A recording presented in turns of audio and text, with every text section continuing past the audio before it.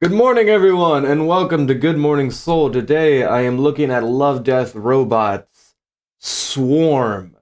This is a wild episode, man, compared to some of the last couple episodes on terms of like commitment to the story and the lore. This is the most lore-packed one in this entire franchise, I would have to guess, because we are immediately introduced to a future where humans and they're part of this galactic civilization thing, and they're basically given permission to study the swarm. The swarm is a giant hive mind bug sentient race, and there's this guy and this lady who's already kind of been there and already accustomed to the ways of this parasitic bug race. It's like Starship Troopers, but in reverse. And so, as you can see, they're literally like these little bug things. There's these two, and the entire thing is just caves, and everyone moves in this like zero gravity swimming format.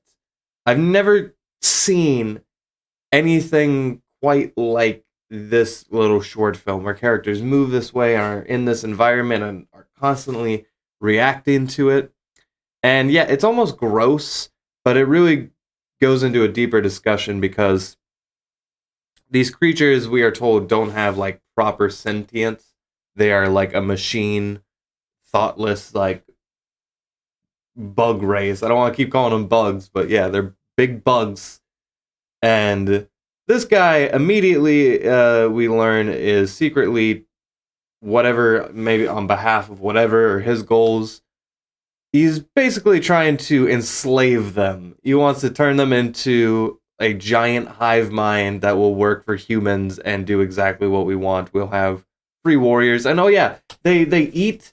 Like what a perfect symbiotic relationship, because we can eat their like, and vice versa. We could puke and they could eat the. Oh god, it's disgusting. It's fucking disgusting. And yes, they go into all this lore for like this not even 30-minute little short film. Um, and we learn how they uh mate and grow, and they've been around for millions of years, and they really go into a commentary on like what's more important, this race that's been alive for millions of years, or humanity, which might wipe ourselves out at any point and won't even be around for like the next 1,000 years probably. Yeah, big existential questions as we study and try to enslave this bug race. And there's a little bit of a conflict between this girl and the guy who are on different points of view on how to deal with this, but he pretty much convinces her. They even like go into a weird sex scene for a little bit. These two did not need to have sex, other than to maybe say like, "Oh, look at how filthy humans are, just mating in the land of the place they're trying to invade," or something. I don't know. It's useless though, as are most of random. The animators just get horny. That's all that happens. I swear to God. But yeah, clever way he slipped it in with a disguised vein on his leg. Yeah, that's a new one. But yeah, it ends with basically the queen finding out, like wipes it out like it's like a virus.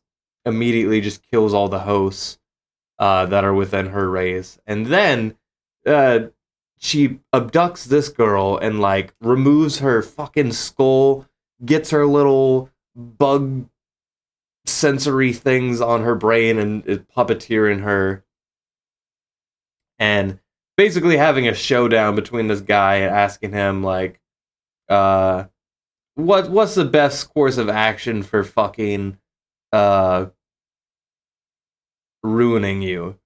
And the guy doesn't back down. He even gets into this pretty big fight scene with all these other uh like police bugs, and oh, we're just gonna skip the sex scene. I don't need to deal with that. Yeah, and it's very, very fast paced, and again, very interesting just because of this environment.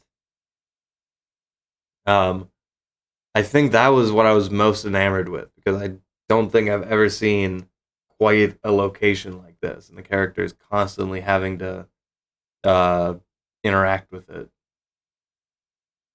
Very interesting, very brutal. Yeah, the desperation in this guy is great. But it ends. Um, Basically, humans are going to be. It's like a counter. Humans are going to be um, harvested basically by this thing. That's its game plan for us, and we just gotta like it. Uh, yeah, and this scene is just nerve wracking. Watching this very photorealism human with her skull popped off and being puppeteered by a giant bug, only for the. This is a fucking conversation right here. I actually really like this film. I thought it was really interesting as far as short films go and what we can do to like really make them special. If you just give me a big lore dump and it's all actually really interesting, hell yeah. I don't really care about these characters or uh, so nasty. I don't really care about how the film ended. Like I wasn't that invested or anything, but I definitely was intrigued.